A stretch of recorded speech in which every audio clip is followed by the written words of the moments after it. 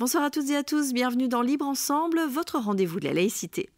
L'avortement, la place de la femme dans la société, l'homosexualité, la théorie de l'évolution ou encore les grands principes démocratiques, voici quelques sujets qu'il devient difficile parfois d'aborder en classe. Selon une enquête réalisée par le Centre d'action laïque auprès de professeurs de primaire et secondaire en Fédération Wallonie-Bruxelles, 73% d'entre eux ont modifié leur manière d'enseigner ces dernières années ou prennent des précautions oratoires lorsqu'ils traitent certains sujets dits sensibles. Plusieurs pistes de solutions sont sur la table pour améliorer la situation, que ce soit la formation des professeurs, une véritable éducation à la vie relationnelle, affective et sexuelle, ou encore un cours de philosophie et citoyenneté de 2 heures pour toutes et tous. Libre Ensemble, Vinciane Colson, Jacques Nizin. Alors nous allons en discuter ce soir avec nos 3 invités. Alors déjà bonsoir à tous les 3. Bonsoir. Donc tout d'abord Julie Castelin, vous êtes professeure de philosophie et citoyenneté à l'Athénée Charles Rogier à Liège. Et donc vous allez nous parler des difficultés que vous rencontrez donc au quotidien avec vos élèves, peut-être aussi des points positifs de ce cours de philosophie et de citoyenneté. Alors à vos côtés Pierre-Stéphane Lebluy, bonsoir. Bonsoir. Vous êtes également professeur de philosophie et de citoyenneté. Vous êtes donc professeur à Charleroi et membre fondateur également de l'Association des professeurs de philosophie et citoyenneté.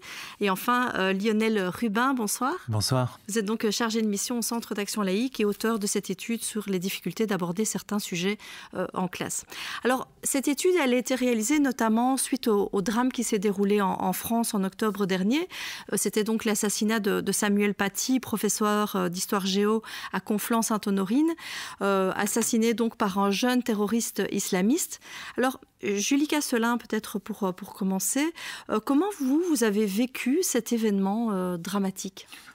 Comme beaucoup, je l'ai vécu de façon tragique. J'ai éprouvé beaucoup de tristesse et d'empathie. Est-ce que vous êtes senti touchée, concernée par ce qui s'était passé ? Oui, tout à fait, parce que j'entends souvent mes élèves me dire que je parle sans limite et sans tabou. Donc oui, je me suis sentie concernée, évidemment. Pierre-Stéphane Lebluy, vous aussi en tant que professeur de philosophie et de citoyenneté, mais qui abordait des thématiques difficiles avec vos élèves, est-ce que c'est un événement qui vous a particulièrement touché ? Oui, ça m'a particulièrement touché parce que dans ce que j'ai lu dans la presse par rapport aux pratiques de ce professeur, sans le connaître, j'utilisais les mêmes techniques.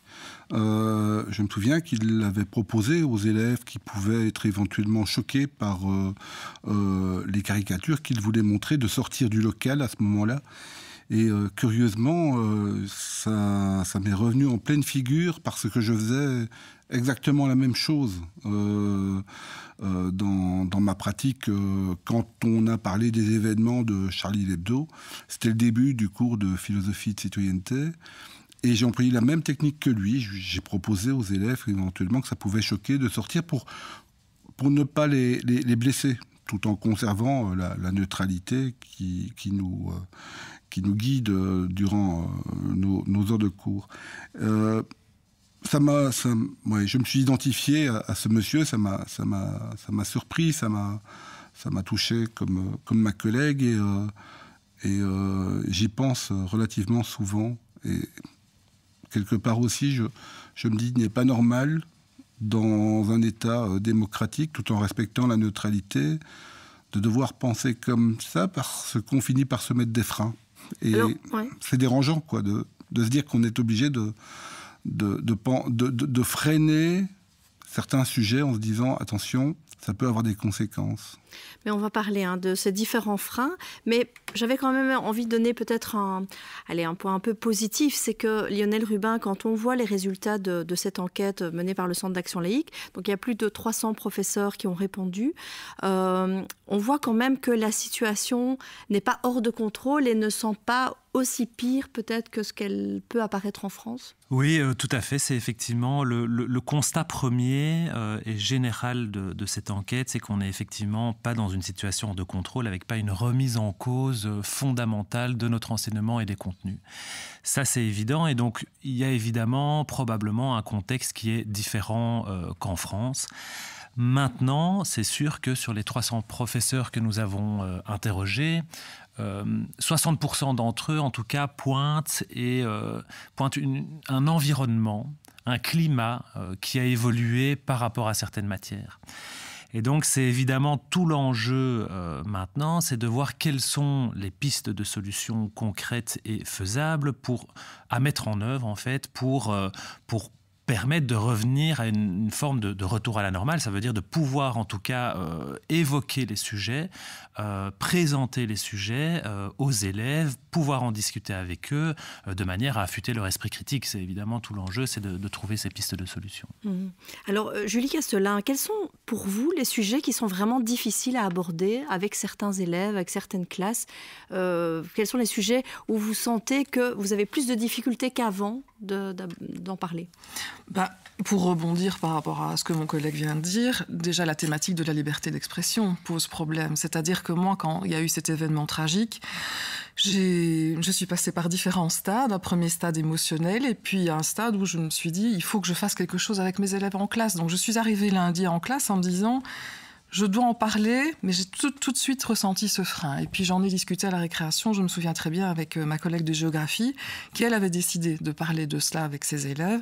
Et là je me suis dit, allez Julie, c'est bon, vas-y, jette-toi à l'eau, c'est ton devoir de le faire. Et j'ai passé mon temps toute la semaine à décortiquer cela avec eux, et ça n'a vraiment pas été évident.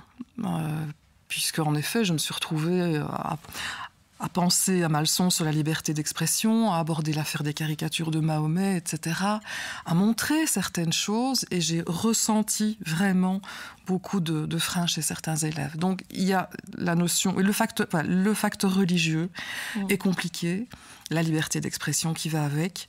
Quand on parle d'homosexualité, et donc d'homophobie, ça reste problématique. Et ne serait-ce que la semaine dernière, j'ai fait un peu d'histoire avec eux, j'ai parlé de l'évolution de l'homme, et là, bam, de nouveau, ça a coincé, parce qu'il y a des élèves qui m'ont dit « Madame, nous, on ne croit pas en la science et on ne croit pas en Darwin. » Donc là, de nouveau, il y a un frein. Et là, vous pensez que c'est vraiment les motifs religieux, c'est la question de la religion qui est derrière, Exactement. qui est derrière cette révolte C'est la religion, ils sont pris avec un conflit de loyauté, et comme je vous l'ai déjà dit, ils sont dans l'affirmation identitaire. Et en plus de cela, s'ajoute le facteur ignorance. Il y a un manque de savoir, manque de culture, manque de connaissances. Et vous parvenez à déconstruire ça? J'essaye, je suis pleine de bonne volonté, j'y arrive parfois, mais pas toujours.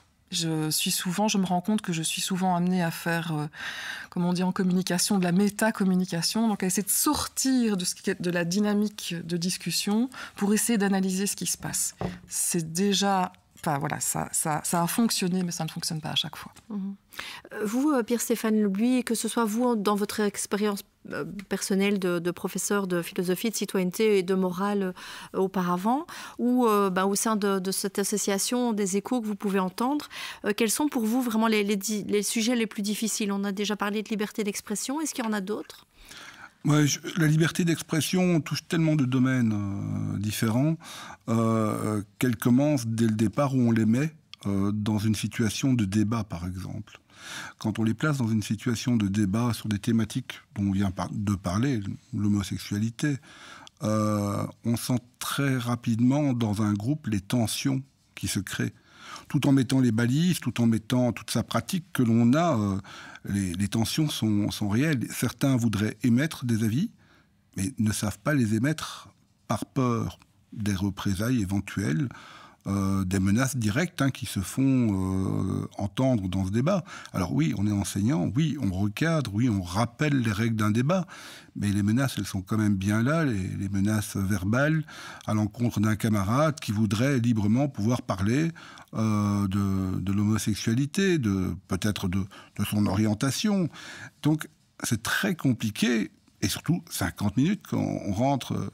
On a déjà 10 minutes dans la vue. Il y a 24 élèves qui doivent prendre la parole pendant le restant du temps. On a moins d'une minute par élève. Enfin, c'est quasi mission impossible. Et déconstruire, avec les petits groupes, j'y arrive.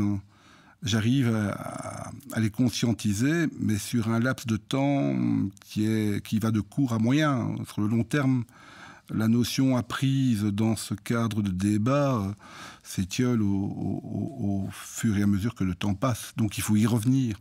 Alors y revenir, c'est prendre encore du temps sur un autre sujet éventuel pour essayer de reconstruire ce qu'on avait fait. Donc ouais, c'est un peu compliqué. Ça prend du temps. C'est énorme. Lionel Rubin, quand on regarde les résultats de cette enquête, c'est vrai qu'il y a vraiment des grands sujets qui ressortent comme étant les plus difficiles. C'est effectivement toutes ces questions éthiques, mais aussi des questions liées aux principes démocratiques. Est-ce que vous pouvez nous détailler un petit peu ça ? Oui, mais c'était donc l'objectif, c'était effectivement de récolter la parole des professeurs pour dresser un constat et de voir où étaient situés les freins dans certains cours et par rapport à certaines matières.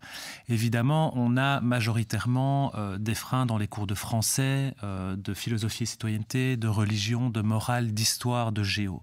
Ce sont principalement les matières dans lesquelles, effectivement, on a des débats, dans lesquels on doit déconstruire, dans lesquels on doit apprendre des vérités historiques, des faits scientifiques. Et donc, logiquement, c'est dans ces matières-là qu'il y a des moments où ça coince et des thématiques par rapport auxquelles ça coince. Les avancées éthiques comme l'avortement, l'euthanasie, etc., sont effectivement des thématiques qui posent problème. À côté de ça, on a toutes les pratiques démocratiques au sens large. Donc ça peut être, par exemple, le principe de majorité, ça peut être la figure du politique en tant que tel, donc avec des discours assez populistes, ça peut être toute la méfiance envers la presse, envers les médias, etc. Donc c'est tout ce qui constitue en réalité nos démocraties modernes, et c'est là que ça coince. Donc c'est la méfiance par rapport à tous ces corps, quoi. Julie Casselin, vous vouliez peut-être réagir, et je sais qu'il y avait notamment la question de la femme, la place de la femme dans la société. C'est quelque chose dont vous me parliez en préparant l'émission. C'est quelque chose qui est souvent remis en cause, et encore plus peut-être pour vous en tant que femme professeure. Oui, ça c'est certain. Déjà, oui, je suis prof de philo. Je suis une femme. Alors moi, je pense qu'ils entendent quand même bien. Enfin, moi, c'est un petit peu difficile à gérer cette neutralité. Je peux pas faire fi de mes convictions personnelles. Donc, je pense qu'assez vite, on perçoit bien que Dieu, il n'est pas trop présent dans ma vie personnelle, pas du tout même, ni personnelle ni privée, professionnelle, pardon. Donc oui, j'ai encore moins de crédit. J'ai encore moins de crédit en tant que femme. C'est ça que je voulais dire. Mais je rebondis parce que effectivement, ça se tient du coup par rapport aux résultats de l'enquête, parce que quand on prend les causes, on s'aperçoit que le discours religieux et le sexisme ordinaire, dans la société, sont des causes justement de ces freins dont on parlait. Et en fait, ça se rejoint, parce que quand on prend le discours religieux, il est assez normatif, il pose des normes par rapport aux thématiques qu'on a évoquées, l'avortement, l'homosexualité, tout ça, et le sexisme ordinaire pose aussi des normes, un regard normatif par rapport à l'égalité homme-femme, etc. Et donc finalement, on s'est aperçu dans le questionnaire que tout se tenait au niveau des constats, des causes, des conséquences, et puis des pistes de solutions dégagées par les professeurs, quoi. Est-ce que la situation, peut-être Pierre-Stéphane Lebluy, la situation actuelle, la pandémie, on sait que ça alimente beaucoup les théories du complot, etc. Là aussi, est-ce que ce discours se retrouve beaucoup chez les élèves ? Oui, c'est assez fou, parce que là, voilà encore un exemple intéressant. Cette pandémie, ça permet d'aborder justement toutes les théories du complot et d'essayer de déconstruire cette théorie. Mais un exemple que j'ai entendu récemment sur les théories du complot, des élèves tentent d'affirmer que la vaccination peut entraîner une forme de pistage de chacun d'entre eux. Et ils m'en parlaient, c'était en dehors des cours, ils me disaient, oui, mais bon, moi, me faire vacciner pour me faire pister, ça ne m'intéresse pas. Et je dis, mais j'essaye de comprendre, j'essaye d'analyser, j'essaye de raisonner, j'essaye de les intéresser à des sites qui peuvent les informer. Et tout en leur parlant et en leur donnant ces pistes de sites qui peuvent les informer, je me rends compte que c'est pas ce qui les intéresse. Par contre, ils vont continuer à s'informer sur les sites, justement, qui parlent du complot, parce qu'il y a un côté d'étrangeté. Le site d'information, la rationalité de l'information, l'information recoupée, c'est pas amusant. Il n'y a pas de mystère derrière. Par contre, de l'autre côté, il y a du mystère. Et le mystère, c'est leur univers. Et voilà, ça a un côté plus palpitant. Et donc, c'est très difficile. Hein. Encore une fois, on revient à ce fameux temps. Ici, ce n'était pas dans le cadre d'un cours. Hein. C'était vraiment une discussion comme ça durant une récréation avec 2 étudiants. Et je me dis, mais 50 minutes, comment est-ce qu'on peut faire en 50 minutes pour y arriver, quoi ? On nous a demandé, on entend hein, les hommes politiques, les femmes politiques de tous bords dire ah oui, mais les profs de CPC dans l'officiel subventionné. Hein, on ne parle que d'une partie de l'enseignement communautaire. Oui, parce qu'il faut rappeler française. peut-être à nos auditeurs qu'effectivement, dans l'enseignement libre confessionnel, il n'y a pas de cours à part entière de philosophie et de citoyenneté. On a ce qu'on appelle l'éducation à la philosophie et citoyenneté qui est censée être dispersée dans tous les autres cours.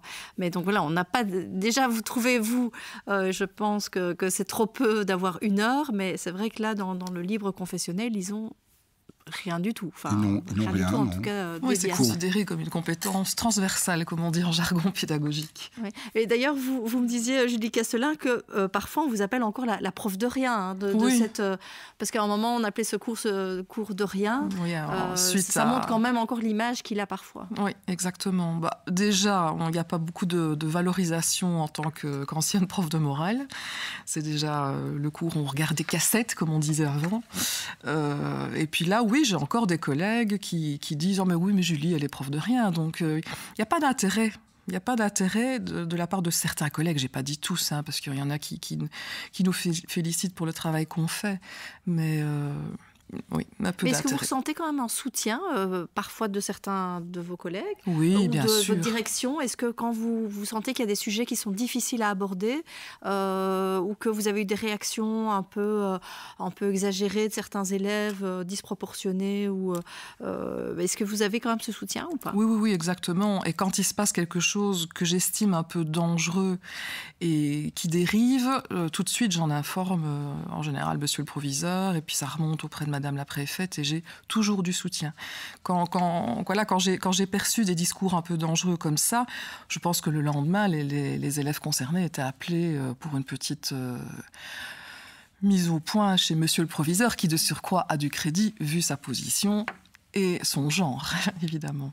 Et ça, c'est pas... donc, je dis pas que vous êtes une exception, mais c'est vrai quand on voit les résultats de l'enquête, on voit que tous les professeurs ne se sentent pas nécessairement soutenus, que ce soit par leur direction, par leurs collègues. Je ne sais pas si Pierre-Stéphane Leblis ou Lionel Rubin voulaient réagir. Peut-être que, par rapport aux retours qui me sont faits, notamment au travers de l'association des profs de philosophie de citoyenneté, je peux rapidement vous dire que la méconnaissance de ce cours, d'abord par les directions d'école, est flagrante. Bon, moi j'ai de la chance, très égoïstement je vais le dire, les chefs d'établissement que j'ai eu jusqu'à présent étaient derrière moi, donc j'ai pas de souci. Mais je sais que c'est pas le cas dans toutes les écoles, qu'il y a des directeurs, des directrices qui ne connaissent pas le programme, qui ne savent pas de quoi ça traite, et qui, pour beaucoup, oui, ils emploient encore le cours de rien, et ça les amuse, à un tel point que certains PO, dans la région de Tournai, distribuent ce cours aux premiers venus. Pas besoin, véritablement, dans la région de Tournai, pour certains PO, d'avoir une formation particulière pour donner ce cours. Alors, on est là, c'est le début de ce cours. Je pense qu'il serait peut-être important aussi de veiller à ce que les chefs d'établissement soient conscientisés de l'outil, un très bel outil qu'ils ont entre leurs mains pour pouvoir faire progresser l'ensemble de leurs élèves. Mais ce n'est pas toujours le cas. Donc, j'espère qu'à un moment donné, justement, la commission qui est en train de travailler sur ce cours va se dire aussi, il faut peut-être former ceux qui sont en tâche d'encadrer les enseignants et les élèves. Et j'espère aussi que les pouvoirs organisateurs vont enfin se décider à mettre des formateurs à la hauteur des attentes des professeurs de CPC, parce que personnellement, je ne suis pas véritablement convaincu par ce qui nous est proposé en termes de formation. Donc, J'espère qu'on ira chercher les gens, plus que de proposer véritablement des postes, qu'on aille chercher des gens qui soient vraiment compétents pour former les profs de CPC. Alors, donc on va parler des pistes de solutions, parce que là, on a pointé toute une série de problèmes. Et c'est clair que dans la piste de solutions, vous êtes tous les deux des professeurs de philosophie et de citoyenneté. Donc, parlons de ce cours de philosophie et de citoyenneté. Une des pistes, ce serait vraiment de faire passer ce cours de 1 heure à 2 heures obligatoire pour toutes et tous. Et d'ailleurs, c'est quelque chose qui est quand même demandé, Lionel Rubin, dans cette enquête, aussi bien d'ailleurs par les professeurs de l'enseignement officiel que de l'enseignement libre. Oui, effectivement. Alors, dans les résultats de l'enquête, il y a différentes pistes qui sont évoquées et on peut quand même pointer 3 pistes qui ressortent assez souvent. La première, c'est une demande d'être mieux formé, que ce soit dans la formation initiale ou la formation continue des professeurs. Donc les professeurs, les enseignants sont en demande d'avoir des outils. Donc ils ne baissent pas du tout les bras devant ces problématiques. Ils veulent être mieux formés, avoir plus d'outils. Ça, c'est une première chose. La deuxième chose, c'est effectivement de favoriser une EVRAS tout au long de la scolarité, donc ça veut dire une éducation à la vie relationnelle, affective et sexuelle depuis le plus jeune âge, ça veut dire en maternelle jusqu'en humanité, jusqu'à ses 18 ans. Et la troisième chose, c'est effectivement un cours de philosophie et citoyenneté de 2 heures, donc un vrai cours pour tous les élèves où ensemble ils peuvent apprendre à aiguiser leur esprit critique, ils peuvent apprendre à manier les outils philosophiques, ils peuvent apprendre à aborder différentes thématiques démocratiques, citoyennes et de société.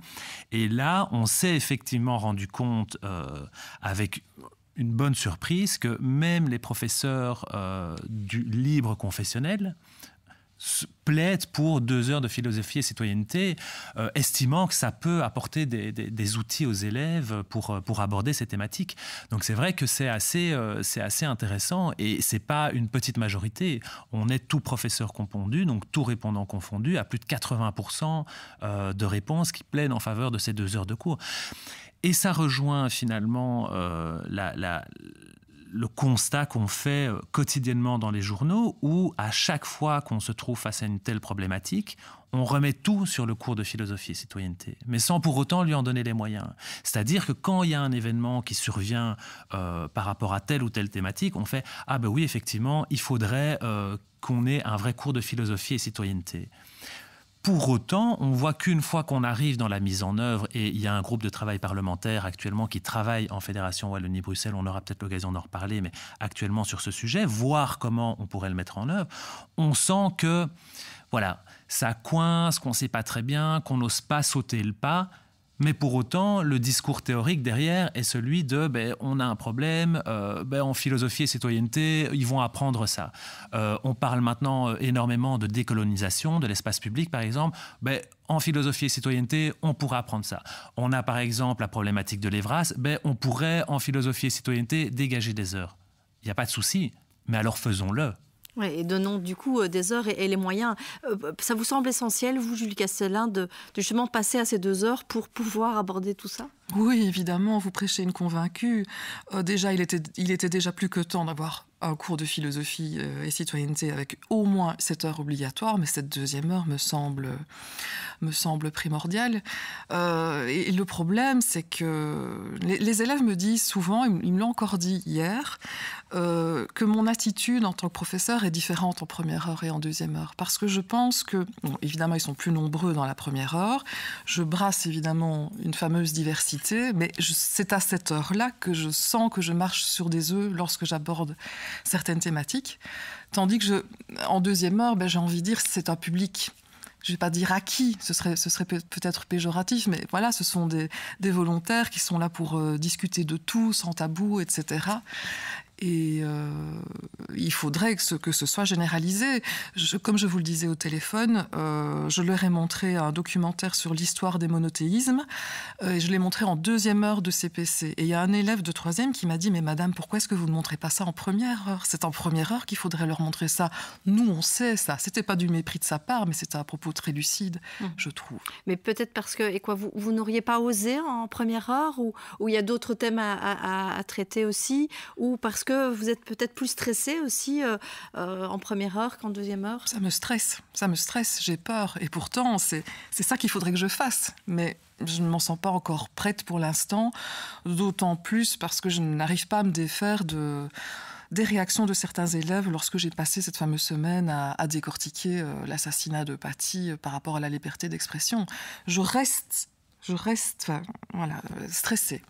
Et marquée par ce que vous avez pu entendre. Oui, tout à fait. Et par rapport, quand certaines classes arrivent dans ma classe, je sens déjà physiquement parlant une espèce de tension et je vois que eux ne sont pas ravis non plus de venir au cours parce que j'ai osé dire certaines choses. Mais est-ce que ça bouge? Est-ce que certains changent, je n'allais pas dire changent d'avis, mais est-ce qu'ils évoluent dans leurs pensées quand même? Oui, j'ai le cas bien précis d'un élève qui, au début, je sentais bien qu'il avait du mal, et puis j'ai pris le temps de nouveau métacommuniquer, d'essayer de rentrer dans son univers, et il a changé son fusil d'épaule, si je puis dire.